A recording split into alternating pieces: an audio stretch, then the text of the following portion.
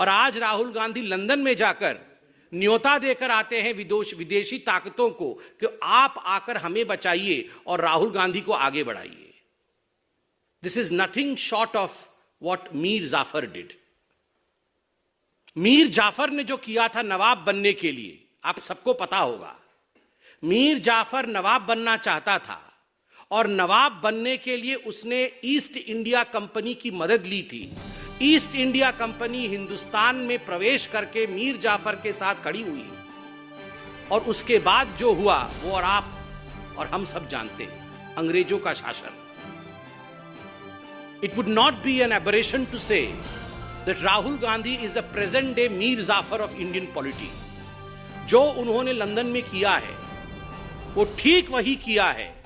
शहजादा नवाब बनना चाहता है और शहजादे ने ईस्ट इंडिया कंपनी की मदद मांगी है नवाब बनने के लिए कि तुम मुझे नवाब बनाओ, मैं तुम्हें 24 परगना भेंट करूंगा, मैं तुम्हें हिंदुस्तान का एक टुकड़ा भेंट करूंगा। मीर जाफर ने बंगाल में 24 परगना उसने भेंट किया था ईस्ट इंडिया कंपनी को, और उसी 24 परगना के माध्यम से ईस्ट इंडिया कंपनी और अंग्रेजी हुकूमत हिंदुस्तान में प्रवेश करती है।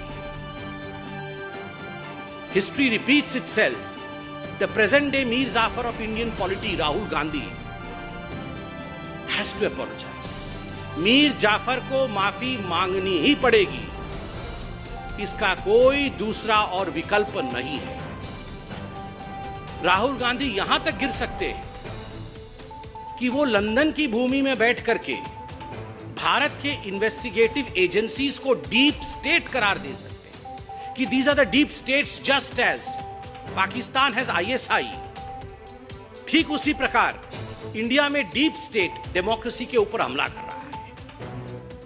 राहुल गांधी जो प्रेजेंट डे मीर जाफर है वो यहां तक गिर सकते हैं कि लंदन में बैठकर वो कह सकते हैं कि जो इंडियन इंस्टीट्यूशंस है जिसका रोल डेमोक्रेसी को प्रोटेक्ट करना है, चाहे वो मीडिया हो चाहे वो जुडिशियरी हो, ये आज कॉन्स्ट्रेन्ड है, ये आज उन्मुक्त नहीं है, मुक्त नहीं है। कमिटेड जुडिशियरी क्या होती थी ये आप इंदिरा जी के जीवनी में पढ़िए।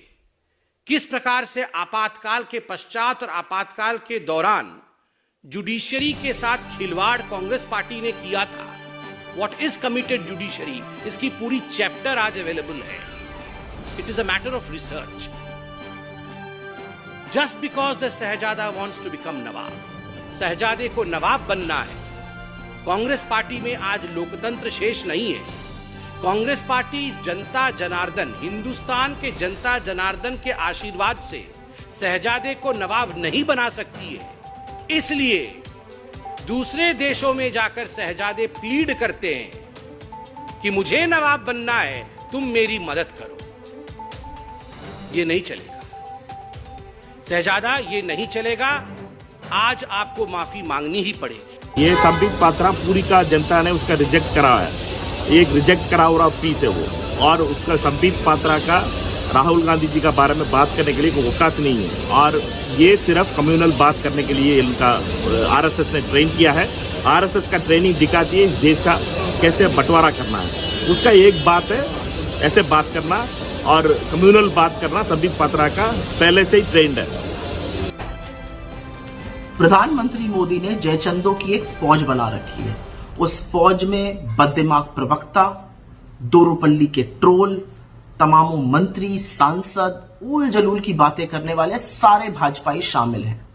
और माफी वीरों के ये वंशज जिन्होंने आजादी के आंदोलन में एक नाखून नहीं कटाया, ये हमें पाठ पढ़ाएंगे राष्ट्रवाद पर, देश पर, लोकतंत्र पर। गजब विडंबना है।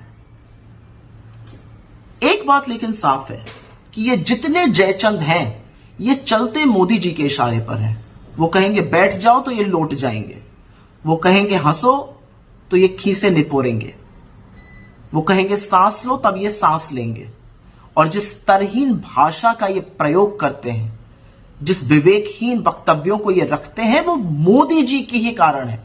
वही बोल रहा है इनसे इस भाषा का प्रयोग करने के लिए। लेकिन कांग्रेस गंदगी का जवाब गंदगी से नहीं देगी, क्योंकि when you wrestle with the pig enjoys it. तो जो लोग कॉमेडी सेंट्रल में होने चाहिए थे आज भाजपा के प्रवक्ता बने बैठे हैं। मोदी जी के इशारों पर वो स्तरहीन भाषा का प्रयोग कर रहे हैं। और पता है क्यों कर रहे हैं? अडानी के सवालों का जवाब न देना पड़े।